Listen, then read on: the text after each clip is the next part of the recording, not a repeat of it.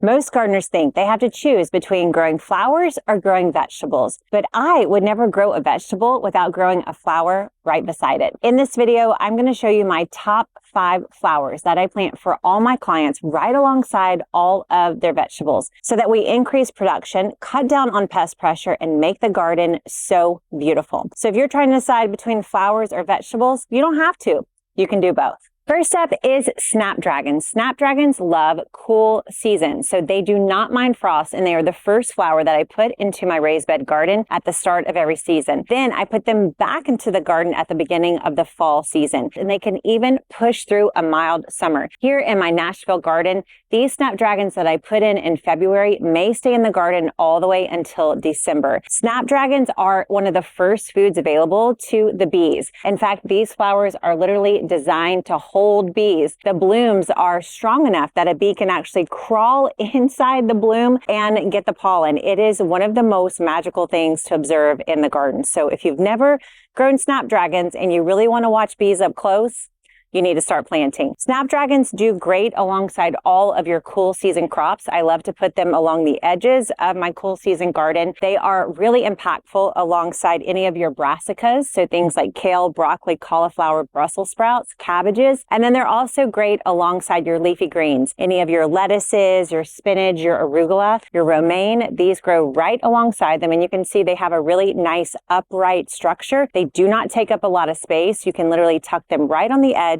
of all your raised beds. You'll get beauty, you'll get pest protection, and you'll also get bees. Next up are marigolds. Now, marigolds love the warm season. They do not like frost. You'll have to wait till you're past your last frost to put these into the garden. These grow really well directly from seed planted right in the soil, or you can move plants into the garden too. Now, marigolds have a very strong scent. You're going to smell it from the leaves, the roots, and the blooms. They put off a scent that deters lots of insects, aphids, whiteflies, and even soil nematodes. Now, a particular kind of marigold, the gem marigold, it has been shown to get nematodes out of the way in the soil. It will literally give you healthier soil, healthier plants by growing the French gem marigolds. The magical thing about marigolds is all these blooms, every single petal, it turns into a seed. This is too soon to show you, but every single one of these petals, see how this separates like this? These eventually, if you let them dry, these are all seeds. So if you plant a marigold one time in your life, you will have seeds for the rest of your life. You want to plant marigolds alongside all your fruiting plants. They're especially powerful next to tomatoes. You can plant them next to eggplants, peppers, zucchini, squash. Plant as many marigolds as you can. You can do literally a line right down the edge of the bed and then put a few extra next to your tomatoes and peppers. Marigolds are like little soldiers in the garden, and also they smell so good and they're beautiful.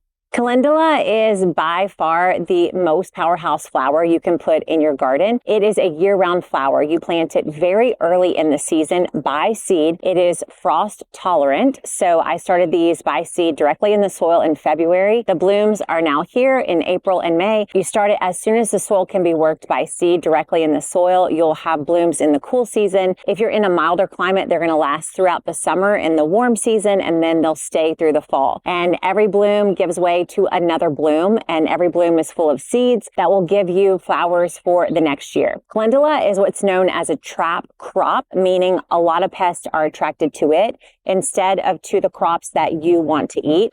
So it's wonderful for protecting your plants against pests, especially the plants that are often attacked. So brassicas are one of the hardest plants to keep pest-free in the garden. We're talking kale, broccoli, cauliflower, cabbages. Those are most likely to get attacked by aphids or armyworms or caterpillars. And calendula puts off a scent and protects those plants from those pests. Calendula also works really well with your warm season plants. So tomatoes, peppers, basil, cucumbers, zucchini, squash. Seriously, you could put calendula in every single corner of your garden. That's basically what I did. If you don't do anything else after you watch this video, you want to buy 1 pack of calendula seed, plant it in all corners of your garden, and watch your garden look more beautiful, have less pests. And bonus, you can eat the leaves. You can make tea, you can make salves. This is edible and beautiful.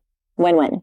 If I'm going to spend money on a plant at the flower store, I'm going to buy pansies. Pansies are one of the first flowers I put in my garden in the spring, and I love to grow them in the fall as well. They're one of the few flowers that doesn't mind frost, and they'll fill up your garden right at the start of the season. I love to buy a few different colors of pansies and put them around the edges of my bed right at the start of planting. And I love to use them both as pest control, but also as beauty. I love the colors right at the start of the season. And then also you can eat these things. So I love to have a spring salad with lots of pansies on top. You can make cute little cake decoration, cookie decorations. You can make drinks with these things. There's so many fun ways to use them, and they're one of the very first things that you get to harvest from the garden when you're waiting for all your vegetables to produce. So add some pansies to the edge of your garden in the cool season, spring and fall, and you won't regret it. And of course, zinnias, the very best cut flower, the easiest cut flower that any of us can grow. Zinnias love the warm season. They don't like frost, so you'll have to wait till your last frost is passed. But once it's passed, you can take a seed and put it right in the soil, and you will get a zinnia flower about 55 to 60 days later. The more you cut your zinnia flowers, the more they grow. You can just pinch them off, and then you'll get 2-3 blooms in their place. Zinnias are butterfly magnets. You're going to get monarchs. You're going to get swallowtails. You're going to get so many beautiful bees, butterflies, and birds coming to your garden when you've got zinnias growing. And there's a lot of plants that need pollen to move around their plants in order to form fruit. Things like cucumbers, squash, zucchini, tomatoes, peppers, melons, cantaloupes. They all benefit from having lots of pollinating insects and wildlife moving pollen around them. And so if you can plant your zinnias next to those plants that need pollen to move to set fruit, you're going to get more fruit. You'll have more flowers and more fruit. It's awesome. So plant your zinnias next to any of your melons, any of your plants in the gourd family, the cucumber family, any of your tomatoes or peppers. Add zinnias alongside those plants, and you're going to get lots of color, but you're also going to get lots more fruit. Zinnias are part of our 10 seeds that we are giving away for free. So if you don't have yours yet, you can find a link to that right below this video. I made a whole video on how to grow zinnias from seed to harvest. These are the easiest flowers. If you're going to grow flowers, you've got to grow zinnias. They're the easiest ones to grow. And I walk you through all the steps to do that right here.